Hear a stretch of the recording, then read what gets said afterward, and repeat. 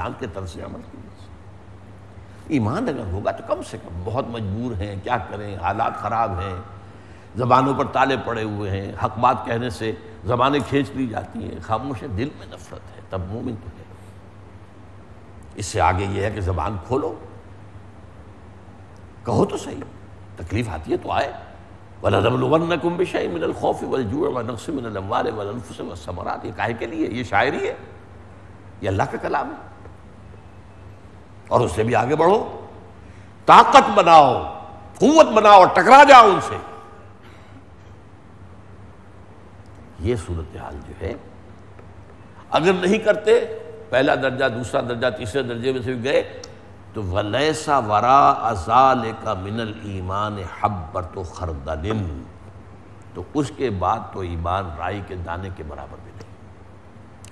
تو یہ اصل میں ایمان حقیقی، ایمان قلبی، یہ اس کا معاملہ ہے۔ الایمان قول وعمل۔ میں نے آپ کو بتایا یہ محدثین کرام کا موقف یہ ہے، اور سید المحدثین امام بخاری، لیکن ہماری 3 فقہوں کے اماموں کا بھی یہی مسلک ہے، امام مالک کا بھی، امام شافعی کا بھی، امام احمد بن حنبل کا بھی۔ ہاں امام ابو حنیفہ کا مسلک ذرا مختلف ہے، لیکن وہ بھی مرجئہ کے اس پر نہیں ہے کہ عمل سے کوئی تعلق ہی نہیں، عمل ایک علیحدہ کیٹیگری ہے، اور وہ میرے نزدیک 100% درست کہہ رہے ہیں، قانونی ایمان کی بنیاد ہے۔ کسی شخص کا مسلمان سمجھا جانا جو ہے، اس کا تعلق جو ہے وہ اس کے اقرار پر ہے، اور تصدیق بھی لیکن اگرچہ تصدیق کی ہم ویریفیکیشن نہیں کر سکتے، یہ نظری طور پر یہی ہے، تصدیق و قول، لیکن عمل اس کا جز نہیں ہے۔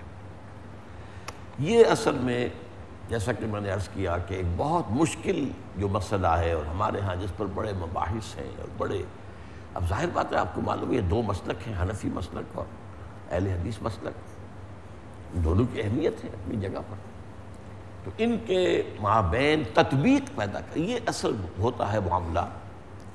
ایک یہ کہ ایک آدمی ایک ہی، وہ کسی ایک کنویں کا مینڈک ہے، بس اس سے ادھر ادھر کچھ دیکھنے کو تیاری نہیں ہے۔ ایک یہ ہے کہ آدمی مطالعہ کرے، سوچے، غور کرے، دوسرے مسالک، ان کا موقف کیا ہے، وہ موقف کس بنیاد پر قائم ہے، ان کا استدلال کیا ہے، ان کے دلائل کو بھی سمجھے۔ کم سے کم علماء کو تو یہ کام کرنا چاہیے، عوام تو نہیں کر سکتے۔ عوام کو 2 وقت کی روٹی جو ہے وہ اسی مصیبت لالے پڑے ہوئے۔ وہ تو امام شاہ ولی اللہ دہلوی رحمۃ اللہ علیہ جو ہے ان کا جو کہنا ہے کہ جس معاشرے میں تقسیم دولت کا نظام غلط ہوتا ہے، یہ غلط تقسیم دولت کے نتیجے میں 2 طبقے پیدا ہو جاتے ہیں، ہیوز اور ہیو ناٹس، آج کی اصطلاح میں کہہ رہا ہوں۔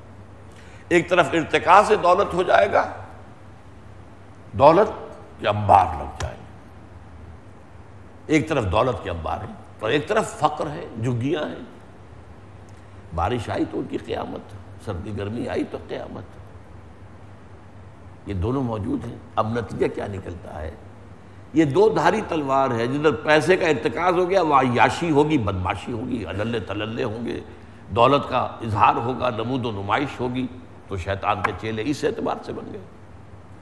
اور جہاں فقر اور فاقہ ہے وہ ویسے ہی حیوانوں کی سطح پر آ جائیں گے، لدو اونٹ، بار برداری کے جانور۔ اب ان سے آپ کیا توقع کر سکتے ہیں کہ وہ اللہ سے لو لگائیں؟ دنیا نے تیری یاد سے بیگانہ کر دیا، تجھ سے بھی دل فریب ہے غم روزگار کی۔